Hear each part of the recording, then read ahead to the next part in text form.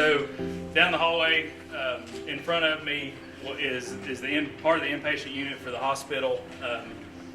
There was debris a couple feet deep all the way down through there, mud, 7 to 8 feet of water. It in places it picked the hospital beds up, picked the recliners up, and would just stack them on top of each other.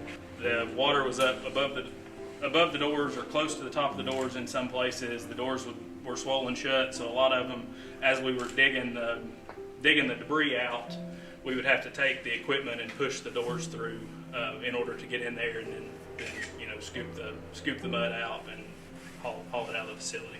And the mud towards the ER side was about 4 feet deep in some places. It was. In some places you'll see. I'll try to get you where you can get a picture. There's mud sitting on the countertops. Right. And the water obviously came this direction. It did. Took the force on this side.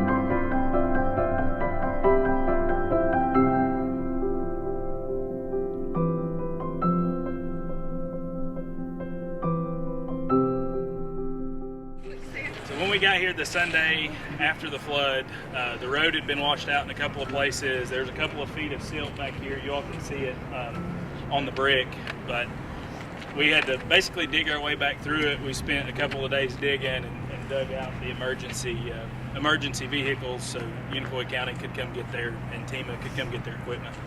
I just remember that morning, we were here, was it September 27th?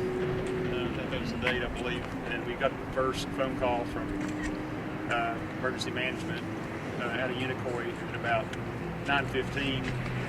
Things didn't look right, with the water, the way it was flowing and so forth.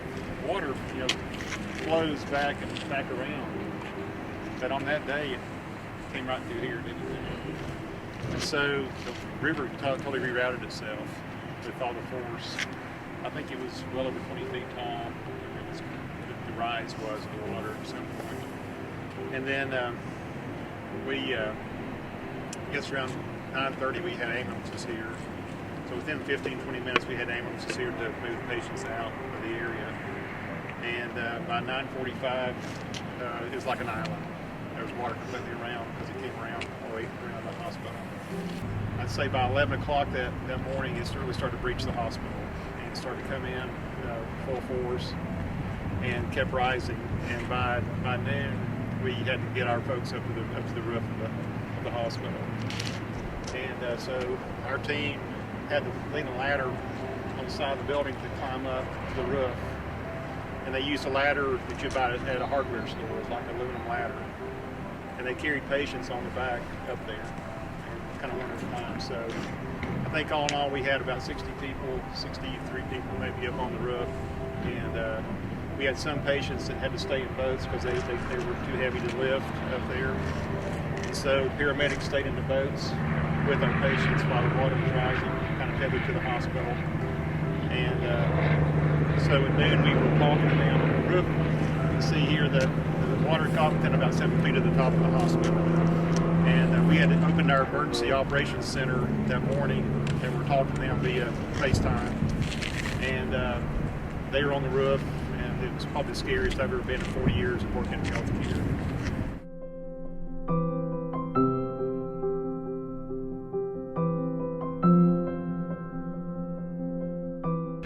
To my right, there's a levee on the perimeter of this property, and exactly where I'm pointing, the river came over top of that levee, and that's what you see there is that silt pile.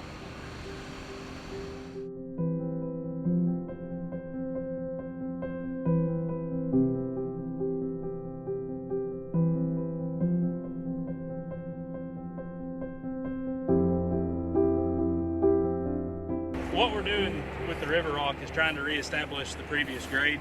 So our process in doing that is working with the railroad to remove the rock and haul it. They're hauling it to the railroad yard in Irwin. They're crushing it and then hauling it to start reestablishing the railroad bed. So it was a win-win for all of us.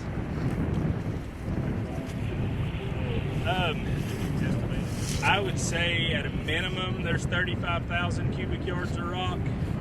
But what we're seeing as we've started digging this week is it's deeper than initially thought. So, it could be in the 50,000 cubic yard range. It's about 6 acres that's at least 4 feet deep, deeper in places. Yeah, and all that was pushed out of the river.